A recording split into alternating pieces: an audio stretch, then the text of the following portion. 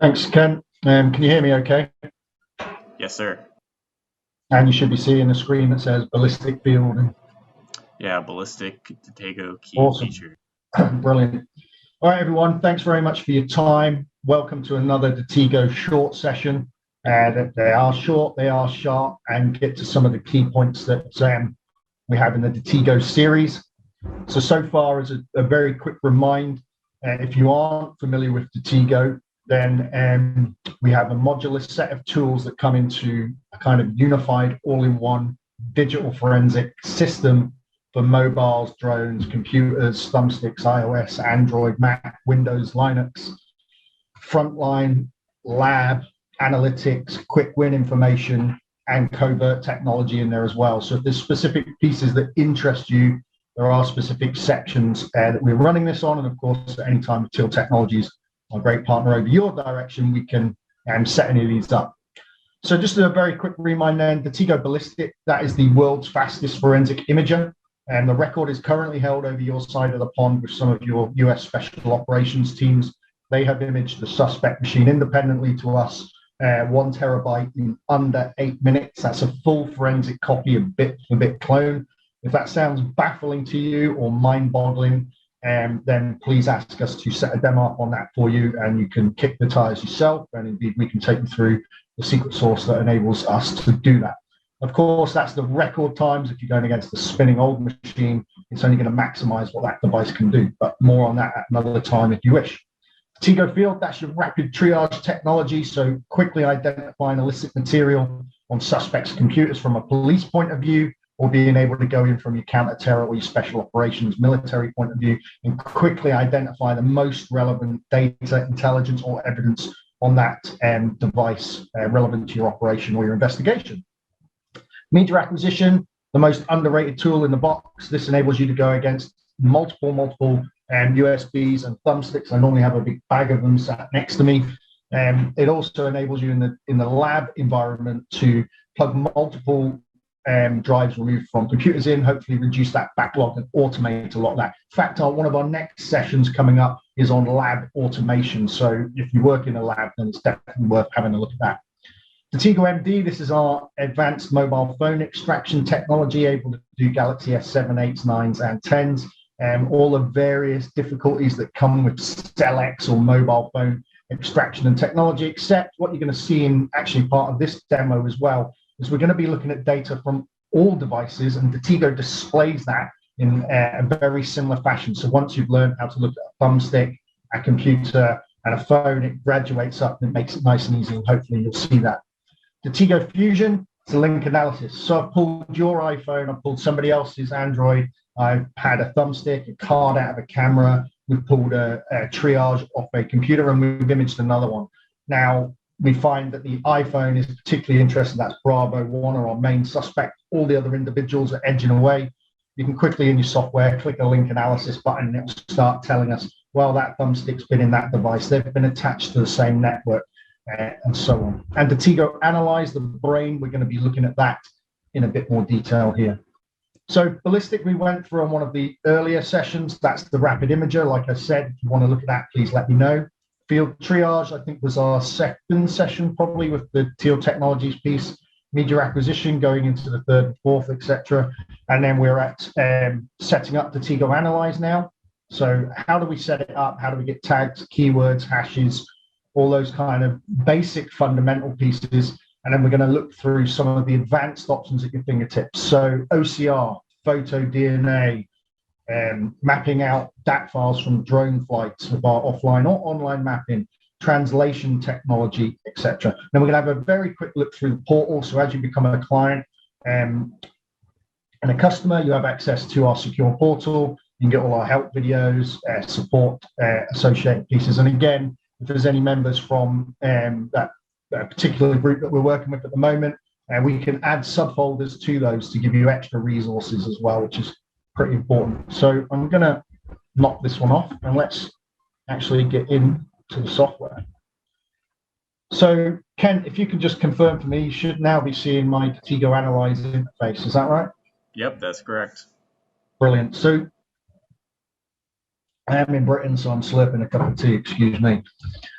This is our Detego interface, your main analyze software, your command and control center. Every product that you purchase with Detego, be that ballistic, the imager, be that the triage, be that the mobile, all of them come by default with this back-end kind of analytical component, even if the technology has the front-end analytics piece that you've seen in the other demos.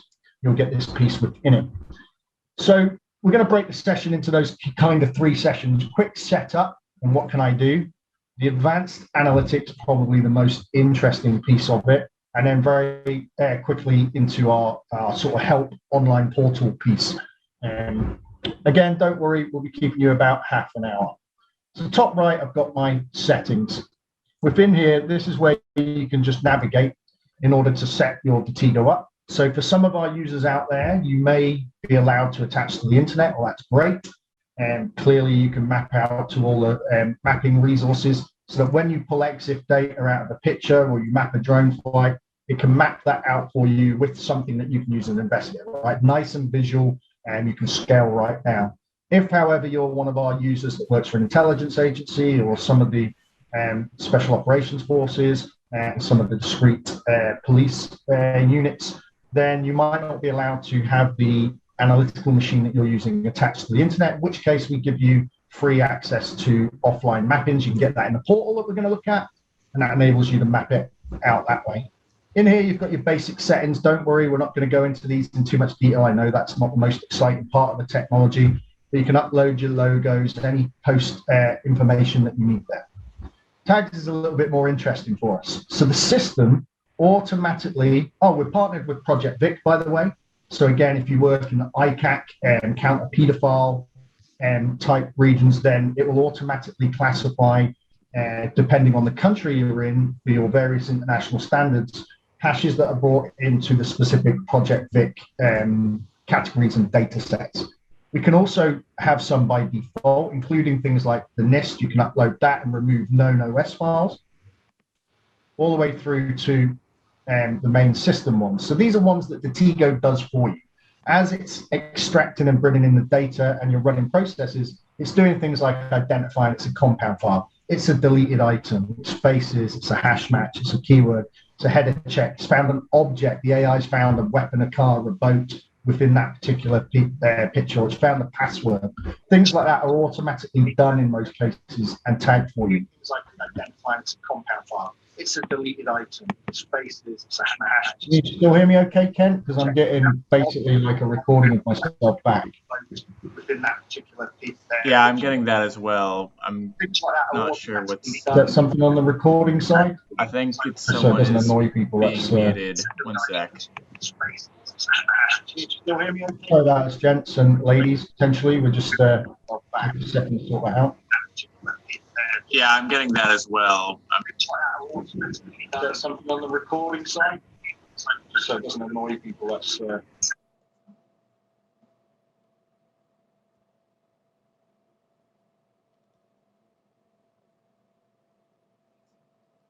Hey everyone. Hey everyone, I just muted everyone. Andy, you should be able to unmute yourself. yeah. Can you hear me now? Yes. Yeah. So that sounds better. Sorry about that, ladies and gents. So we're going to crack on. The system will automatically identify things you said, and then you can create tags as per however you investigate or whatever it is that you want to do. So we'll just make one very quickly. You can create a new tag. We can call it op MOD. You can add it to a particular group or category if you want. You can select an icon for ease of use later on, and you can give it a color. You can also add quick control keys and what's called, and this is quite important, especially for those of you that work in the ICAC environment, you can add safe or unsafe. So what that essentially means is if I tag a file, and we'll show you that as we go through, as unsafe, like this one here, ICAC2, means it's going to blur that file out so that mentally I don't necessarily need to see that indecent image of a child, or a second person reviewing my case doesn't need to see that, etc. So it's very easy to set these tags up. We've got something called job queues. Not going to go through that today. Spoiler alert, though, at some point, I think it might be the next session, we're going to go through showing you how to set up automated labs. So this is many multiple forensics jobs all at once. Hash lists, We can upload all our normal hash data sets. As I mentioned, we're fully integrated with Project Vic. That's exactly the same as how we load up a keyword list. I'm going to call it opmod.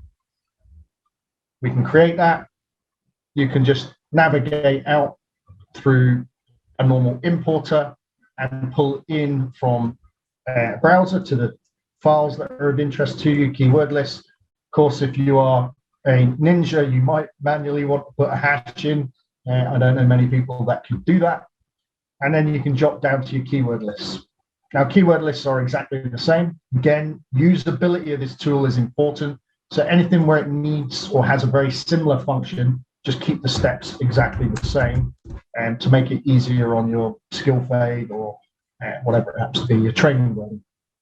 So down here now, we've got a new keyword list, of course. Again, you can import them, you can check them, you can delete them, you can edit them, you can add from file, or in this case, you might manually input if you were looking for information on an individual or a mobile phone number, etc., etc. I actually put my phone number in. Some of you probably have a sense of humor and will start texting me. So let's close that one off. You then have storage. So we get asked quite a lot, well, I don't have much storage on my device. You can set up other drives to be cases, to hold your cases. So a particular user group you have, my computer right now, I also have a removable cases on the back. So if I have particular sensitive cases, they never need to touch my C drive, they run from there. You can also map them out in your lab environment on your network, etc. as well. And just handily, because we were asked, we are user driven, we're asked for non-evidence. So that means if you're putting a thumbstick in and out of the machine all the time, whilst you've got your forensic write blockers on, but it's a separate tool that you use all the time or something, you can add that into Detego for it to let you through the write blockers, which is pretty awesome. So that's enough of the basic setups. It just gives you an idea for those of you that are familiar, as a bit of a refresh of how you do those pieces. We're going to look into some of the different features now. So we're going to go into our cases. Over here on the left, as a reminder, I'm aware that most of you will know Detego. You've got various different case pieces, and be that phones, thumbsticks, Macs, Windows, Linux, image rips, etc., all within this location. And then you have your main viewer in the middle, and it breaks it down into just nice, easy, compartmented folders, if you like, for you. So you can see here, one is device information. I've got hardware entry, network adapters, what it's been connected to, the memory, if we pull the memory from that device. Then it goes down to file types, getting nice and quick for me. Maybe I just want to go to audio files because there's something threatening. Maybe I want to go straight to pictures, videos, etc. Then it goes into application data. This is where it starts to grow, especially in mobile phones. You can rebuild the emails. You can map out to GPS coordinates and locations, again, online or offline, etc. I'll just let the GPS one kick in. We've got a few bits of evidence in there as well. So I've got a bit of a delay on my screen. You should hopefully be seeing the mapping pulling in to the location of interest and then to the particular piece of evidence that you're interested in. We did some training for a pedophile team, and we just used Sesame Street pictures as obviously the indecent images of children, because we clearly we're not going to be using genuine indecent images, for example. So I'll jump back out to my cases. Now, we're not going through the analytics and how to run every single different type of the advanced analytics in this session. They're short sessions. We're just going to take you through some of those key features. So maybe I want to look for, I've got my first piece of evidence and it's run, and be that a phone, a thumbstick, a computer, it doesn't matter. This is the beauty. You can run your analytics from here against any of those device types you wish. That's steganography, drone parsing, optical character, indecent image detection, picture and video analytics, encrypted file detector if you have our password edition, photo DNA, hash matching, of course. It's pretty awesome. You can have all that run automatically. And then all you need to do is you come into your files, and you've got two main ways to view this.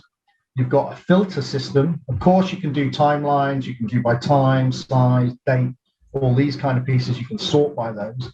But in this case, we've got filters down the left. The more analytics you run, the bigger this filter is, the more options you have.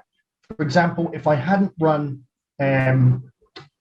my AI detection, I wouldn't have face and object detection. It doesn't confuse me by having options there that I haven't done. Okay, if I want to know what I've done, I can look into my job system. So in this case, maybe we took the evidence in, we run one of our auto analytics, and now I'm coming to review it as an investigator or a digital forensic DFU lab investigator. The intelligence was this is a weapons dealer, an arms dealer. I can go into the AI filter and I can say, okay, it shows me, Detego shows me what the AI found. So people, person, spaces, man, woman, weapons, cars, boats, drugs, whatever it happened to identify this piece of evidence.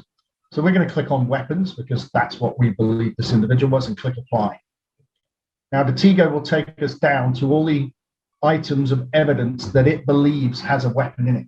Of course, we can keyword search. So you could put in your top search bar here, we text index everything, sort of very quickly find evidence for you. But in this case, what it's doing is it's got the little tag, this little box, which tells us it's identified an object. And then we can see with 94% confidence, it believes there's a rifle. So we can open that up and just take a better look. Yeah, you've got the handy little zoom feature that a lot of you like. And we're pretty confident that is what it is. Now, that's the AI has done that by looking at the pixels and assessing that that is a weapon. So we do that for people, cars, boats, aircraft, drugs. There's all sorts in there. As I mentioned before, because we're going to be pushed on time, I don't want to take too much time for you. Let's now pretend this is an indecent image of a child on my investigation.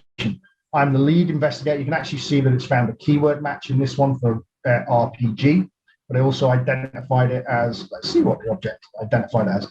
Identified a person in there, identified a rocket launcher in there, and it identified a rifle. So sometimes there is a bit of a crossover. For those of you that are weapons familiar, this section of the technology here does look very similar to a rifle, but obviously the head looks like an RPG. So within here, let's say that was an indecent image of a child.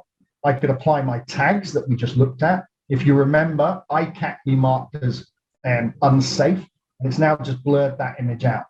So if you are another investigator or you use our portable viewer, it goes to one of the investigators that doesn't have Detego, they can view all this. They can't do the analytics, but when they get in, they see that it's tagged as an indecent image, but they don't need to see that. They don't need to maybe go through that extra mental stress, etc. Anytime you do too much, you can just click reset, and it resets all the parameters so you can just restart going through. Again, it might be that on that, most of my data set up for counter terror. It might be that on a piece of evidence you found that in the EXIF data is a particular make of camera. So humans are creatures of nature. I take an indecent image of a child again, for example, got hundreds of thousands of pictures. You find that image in the evidence. In the EXIF data, it marks out that it's a Canon camera, Nikon camera. You can then apply that and it will automatically bring it down from all of the different thousands of pictures to only the ones that were taken with those particular devices. Super handy. So let's reduce that one now as well. Other things the technology can do for you. So I'm going to jump back into my cases. Oh, we forgot to mention, I'll show you in this next one actually. So I'm going to go into a computer now. You'll notice it looks very similar to a thumbstick that we looked at. So all the tabulated areas that it lists out, they're not all the same, but they're in the same device information, file types, apps, and pieces like that. There's now just more of them. And of course, there's an awful lot more data here. So I'm going to go into all files. And the way I filter and the way I look at this is exactly the same as before. So again, I don't need to retrain. I don't need to learn new pieces. We do have that fusion, just while that's loading that whole case up. We do have that fusion analysis down there that can link between the multiple devices as well for you. And interestingly, we're just starting to do a combined viewer, an automated combined viewer, which is going to be really good.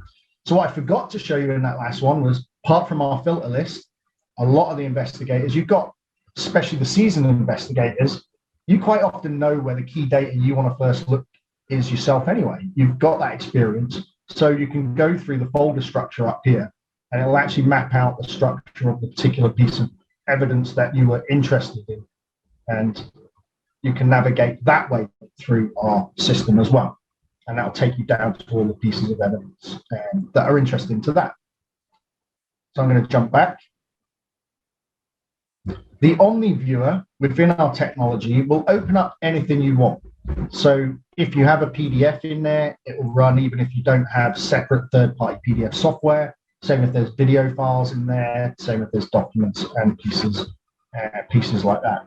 We've also got video analytics. So the videos will split into multiple frames for a couple of different reasons. One, so you can quickly analyze an entire video, and two, so that you can also then run object detection, OCR, all these other kind of advanced options over the top of them. So I'm just going to type in, we text index everything, so I'm going to type into my search bar at the top, Shrek, obviously one of our favorite characters, and it takes me to anything that it finds with Shrek. Now, in this case, I can see the video. If we open it up, it's going to play the video for us here, but it's also going to do the video analytics and break it into frames.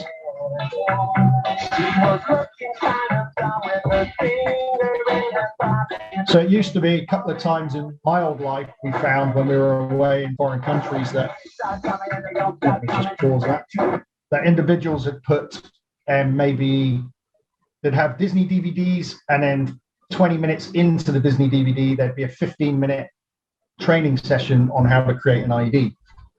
Great. You end up either watching the entire movie, brilliant use of 2 hours of an investigator's time, quite nice, or we obviously split it into the video frames so that you've got less chance of missing it by just doing your normal sort of sporadic jumping. And we can just run through the video at high speed and then start identifying where those pieces of evidence are. We also take that a step further. So, of course, your object detection, in this case, it has detected Shrek as a person with a 62% confidence. But it will do object detection, weapon detection, all those other pieces over videos.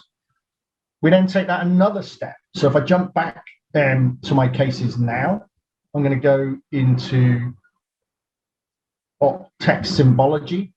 So within this one, we've got examples now of, rather than just the frames, we look at optical character recognition. So this is screenshots of phones, screenshots of different devices, snips, for example, scans, maybe it's human trafficking, scanning passports and pieces like that, and being able for the technology to automatically look through the systems and find writing, be that in English or foreign languages, it doesn't really matter to us, and then translate that into searchable text and get keyword hits. We can also do it by symbology. In this case, I'll just quickly show you that while we're in here. And it defaults this down to any jihadist, in this case, symbology. So it's narrowed those all down to anything where it finds jihadist terminology or flags and pieces like this. We can set that for right-wing extremism as well. So going back to the OCR, I have guilty knowledge. I've run one on this before, so I'm just going to go to my tagged items. And this is another beauty of having tagged items. It might be that you're working on it and you tag some pieces for further investigation or for another team to look at when they come in, and it brings them just to that relevant evidence. In this case, you can see a picture, so a screenshot of the phone. So I'm going to open that up, and you can see here that it is a screenshot, it's a picture. We've got the zoom feature. Now, if we've done the keyword searching that you're hopefully all familiar with, and you did that in a foreign language, let's say for this term, it would have found it. But that's not super, maybe not super helpful to me now. So we can actually also translate that offline. So if you have our Rosokarad package, then we enable you to translate 220 languages into English. It's only into English, I'm afraid, at this point. However, many of our international clients much prefer working in English than, say, having to do Arabic, Russian, Urdu, etc., etc. It's easier to work with that one language. But for most of you guys and girls over the pond, and obviously ourselves, it's pretty easy here. So not only does it do normal translation, it can also do that optical character recognition from a picture and then translate that into English for us. Just awesome, groundbreaking stuff, really. I know a few other technologies out there run OCR, but it's running that optical character recognition, not only in English, but in multiple languages, and then translating those languages. While we're talking about language, your standard Detego pack anyway automatically groups things by language. So if you run the analytic, it is an analytic you need to run, of course. then it's going to look at the hundreds of thousands of documents that you've got. And again, you've got your filter. So I'm going to come down in my filter and I'm going to say, okay, I'm investigating something with a Russian influence. No, it could be an Eastern European influence. It could be a British influence. Who knows? But in this case, just for ease, let's say Russian. So I can scroll down through my list. This shows me all of the different pieces of evidence, if you like, that are categorized by the majority language in that document, for example. So if it had mixed languages, it would default to whatever the predominant language is. Then I can click apply, and it will take me down to any of the files that are relevant to that particular language. And once we've done that, we can also then translate that language, and just as we did with the optical character recognition, and start looking through that particular piece of evidence. I seem to have a paused screen there for some reason. Have you still got me there? Yeah, we do. Yeah, I've got connecting to audio coming up on my screen as well. No, but we can hear you okay. Okay, interesting. I'm not sure what's going on there, guys. So, okay, let's jump back into our cases. A couple of other pieces we want to show you. We mentioned decryption type. Oh, in fact, while we're on the OCR pieces, let's go into an iPhone. So we've been looking in USB sticks, and we're not showing necessarily the devices here in detail, the device information, the connected networks, all those kind of pieces. We're showing some of the analytics. But in here, for example, I know that maybe part of the way through the investigation, we're given new intelligence on an individual that might be of interest to this investigation. You'll notice we're in a phone and it looks the same as we did in the computers earlier. And I can just type in any particular keyword that's of relevance. And then again, here you can see, because we just put in a keyword, we didn't specify file types or what it's relevant to in our filter section. So it's just pulled up anything. Now that can be Abdul is in the exif data. It can be it's in the naming convention. It can even be, for example, this is the FBI's most wanted video. It's in the video and in the video frame where we've passed those video frames out. If you want to look at that in more detail, you go into your advanced text indexer, you go to the OCR, and it will show you all of the OCR that it will pull. So again, in here, it might have been that we had some intelligence about the justice program. If you type that in as the word, then it would have found that, even though it's scanned or a video frame, etc. Decryption, zip files, lock files, encrypted containers, etc. are a problem for all of us. So we've also built into the system the ability to be able to leverage passware. Now you can use the entire standalone technology there, but you can also use it integrated. What does that mean? It means that you run through our UI. You as a user don't really have to do that much, and the technology will automatically identify encrypted files for you, and then it will decrypt. It'll decrypt those files for you as well. So in fact, let's actually run one. Let's run one live. So I'm going to go into connected media. Some of you will be familiar with this. I'll navigate out to data and pass files. I'm going to select that folder. So I'm going to take a logical extraction of that folder, but actually I'm going to go into my advanced settings because we know in this case that there's going to be a locked zip file. I'm going to go into my processes, and I'm going to say, okay, I want you to. My camera's I've got a portable camera that's just in the way. I want you to detect any locked files in this piece of evidence. Remember, it could be a huge piece of evidence. It could be an entire case that you run afterwards, after you've pulled all the file in. I want you to unlock any files that you find. And actually, if it's a zip file or anything like that, I want you to unzip that once you are done. And then we can just start that process, and the computer will run off and do that for us. So we'll just stop. So you have your exhibit content, which is what we were looking at before, but when Detego's running jobs or doing analytics for you, it comes into this little job screen. If we want to go and look at all of the evidence that we were doing before, then it'll also be in this screen over here, the exhibit content. So let's see how quickly it gets through that. It shouldn't be too long for it because it's an easy word, easy password. So again, within here, we've found it's unlocked a piece of evidence for us. You can click on View Results. It's going to take us in. And we can see here it's found a zip file that was password locked. Luckily, or well, doesn't make much odds to us, but obviously they've named it drugs password zip. So it's been locked. We can see that it's identified it as a protected file. And then we can see here lifetime that we have decrypted it.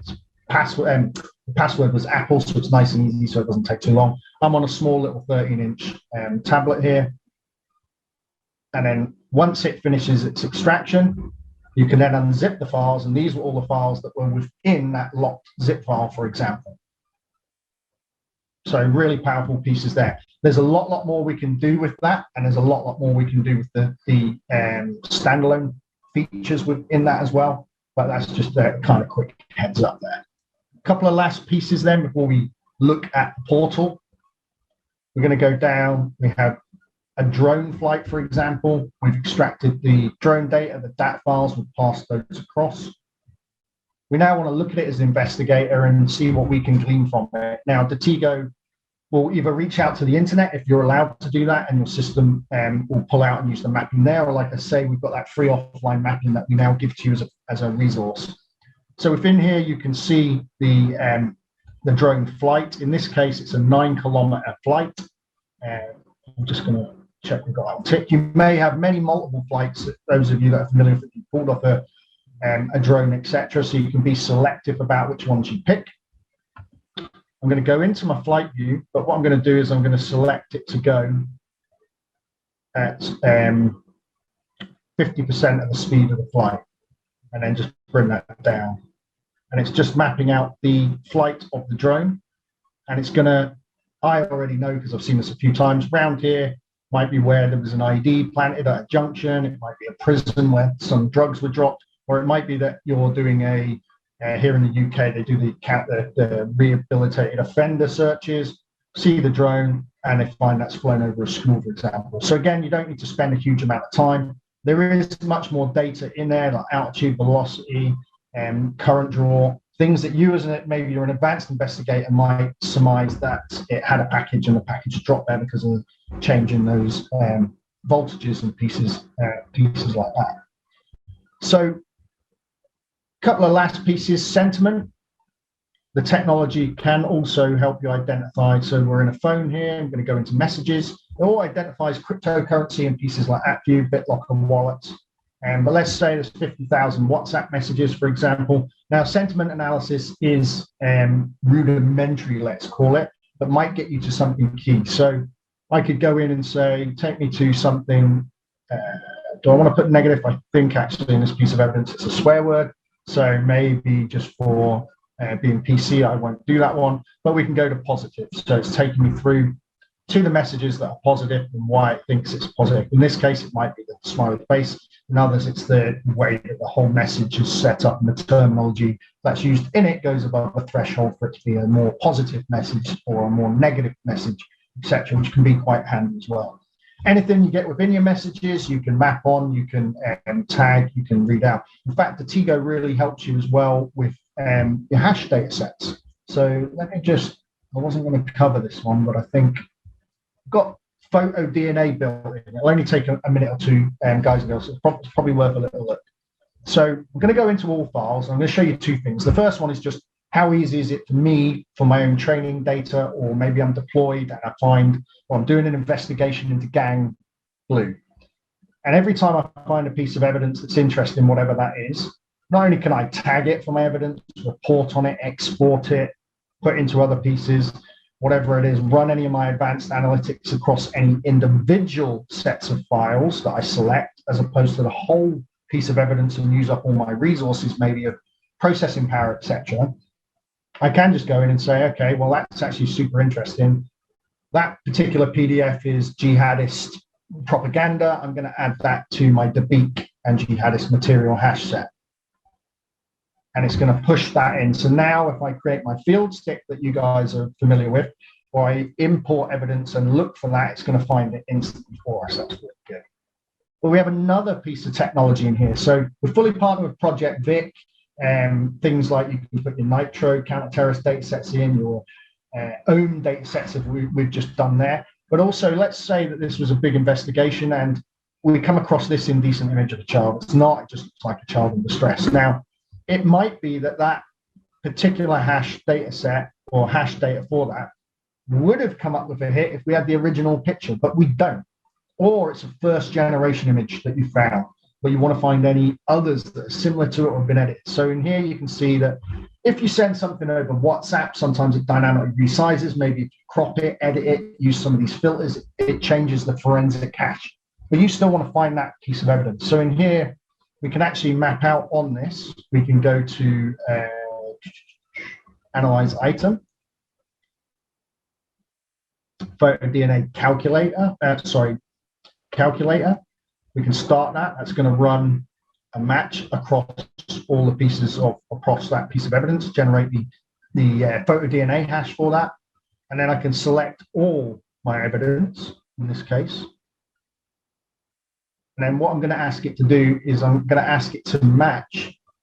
So I'm going to go down to Analyze All Items. I'm going to ask it to match or find any similar pictures to that one via the photo DNA, which is pretty awesome. So, in fact, I will set that up. 2 seconds, guys.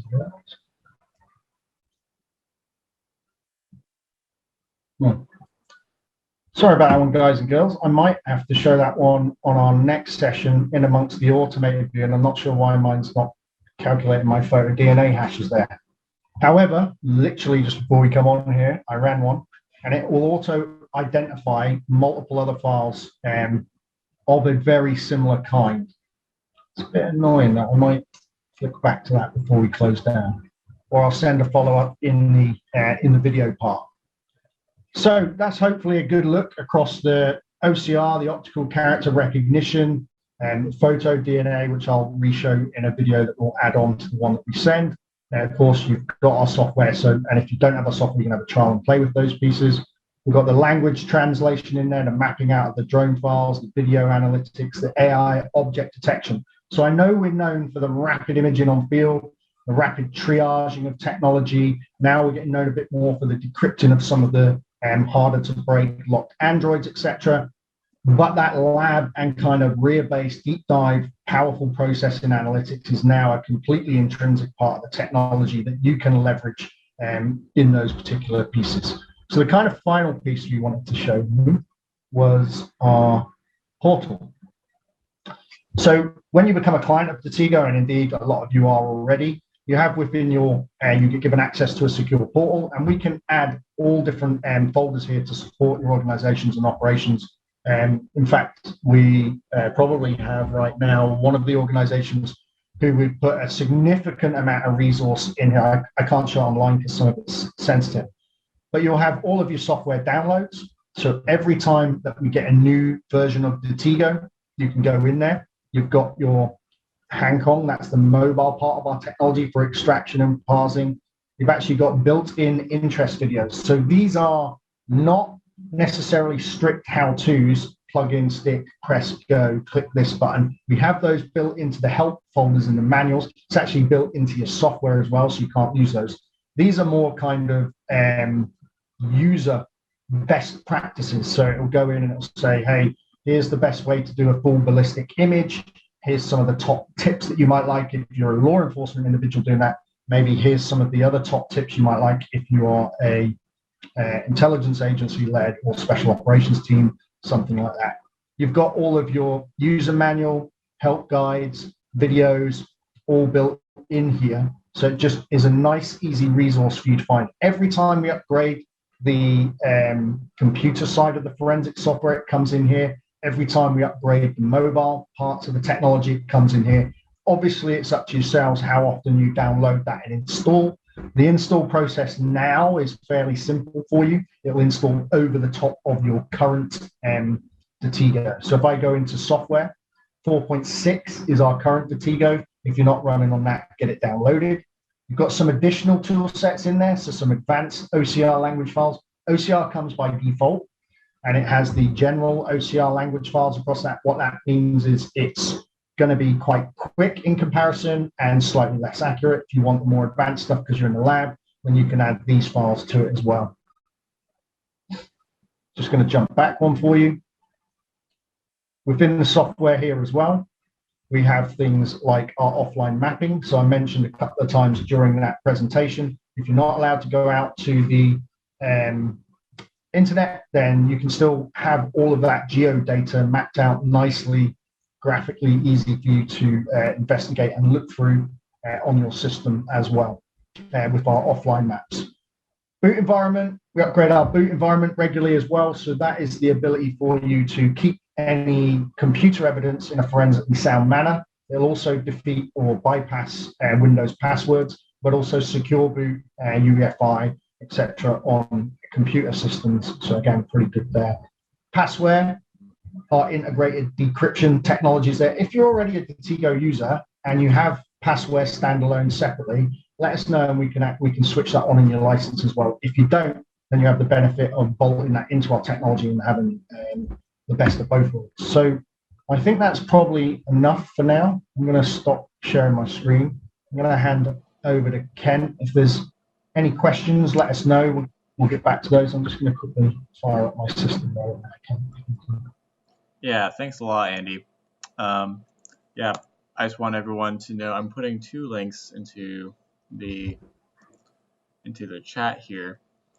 One of them is our Detego training pages, and it just goes over. We have 2 more sessions scheduled that are similar to this. Next week we'll be covering analyze and automation, and Andy will be going into some of the queues that you're able to set up to automate tasks within Detego. And then I also wanted to share the Tealtech DMX shop that we have. So it's basically the hub for all things CFID and Detego. And we have a lot of very similar things to what Andy had on the portal there as videos and any resources that you may have. So I just wanted to share that as well. And yeah, that's all for me. Thank you very much, Andy.